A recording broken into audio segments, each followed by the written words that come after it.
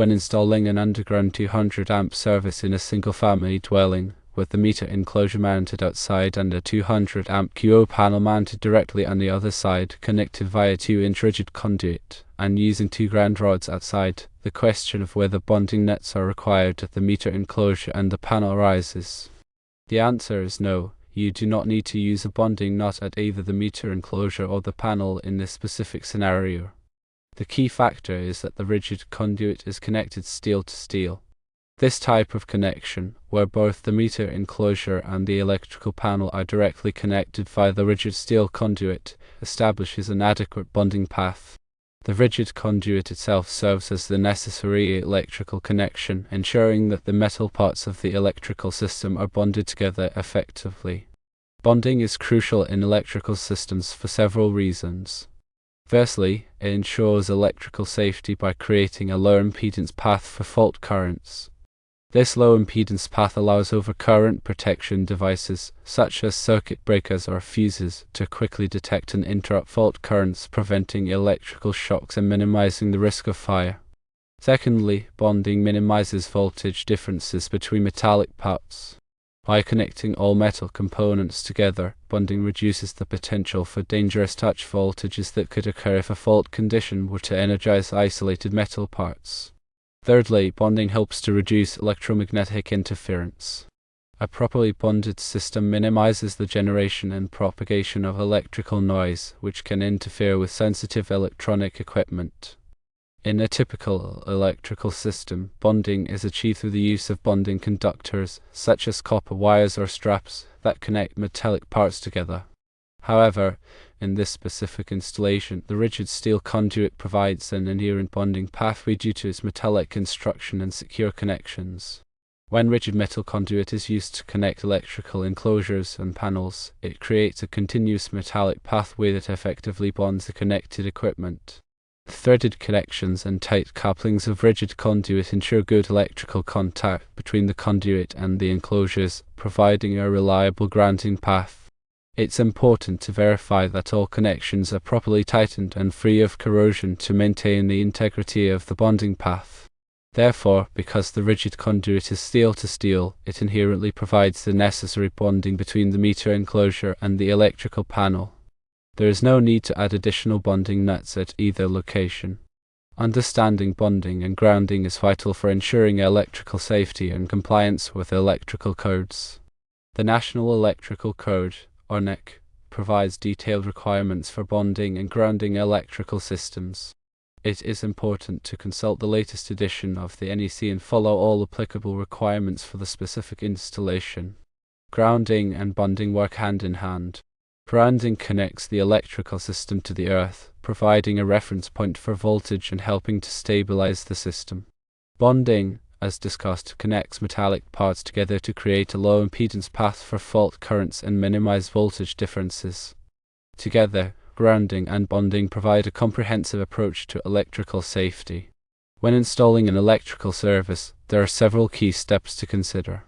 Firstly, planning and design is crucial. Determine the appropriate size and type of service based on the electrical load requirements of the building or structure. Consider future expansion and ensure that the service is adequately sized to accommodate future needs. Secondly, select appropriate equipment. Choose high-quality electrical panels, meters, and other components that are listed and labeled by a recognized testing laboratory. Ensure that all equipment is suitable for the intended application and complies with applicable electrical codes. Thirdly, install grounding electrodes. Grounding electrodes, such as ground rods or ground plates, provide a connection to the earth. Install grounding electrodes in accordance with the NEC and ensure that they are properly connected to the electrical system. Fourthly, bond all metallic parts. Bond all metallic parts of the electrical system together, including metal conduits, enclosures, and equipment. Use appropriate bonding conductors and connectors to ensure a reliable electrical connection. Fifthly, provide overcurrent protection. Install circuit breakers or fuses to protect electrical circuits from overcurrents. Select overcurrent protection devices with appropriate ratings and characteristics for the specific circuits they protect. Sixthly, label and identify circuits. Clearly label all electrical circuits and components to facilitate troubleshooting and maintenance. Use appropriate labeling methods and materials that are durable and easy to read. Seventhly, inspect and test the installation. After completing the installation, thoroughly inspect and test the electrical system to ensure that it is functioning properly and complies with all applicable requirements. Use appropriate test equipment and procedures to verify the integrity of the grounding and bonding system. Eighthly, document the installation. Keep detailed records of the electrical installation, including drawings, specifications, and test results. This documentation will be valuable for future maintenance and troubleshooting. When working with electrical systems, always prioritize safety. Energize circuits before working on them and use appropriate personal protective equipment such as insulated gloves and safety glasses. If you are not qualified to perform electrical work, hire a licensed electrician. Additional details about Conduit as a grounding conductor can be found in NEC section 250.118. This section describes which types of metal raceways and cables are suitable for use as equipment grounding conductors. Rigid metal conduit, intermediate metal conduit, and electrical metallic tubing are all listed as acceptable grounding conductors when installed with proper fittings. NEC section 250.92b addresses bonding of equipment to grounded circuit conductors as service equipment. It requires that metallic parts of service raceways, enclosures, and equipment be bonded together to ensure electrical continuity and the capacity to safely conduct any fault current likely to be imposed on them. Because you are using steel-to-steel connections, the rigid conduit meets this requirement without the need for separate bonding jumpers or bonding lockouts. Remember to always consult the latest edition of the NEC and local electrical codes for specific requirements in your area.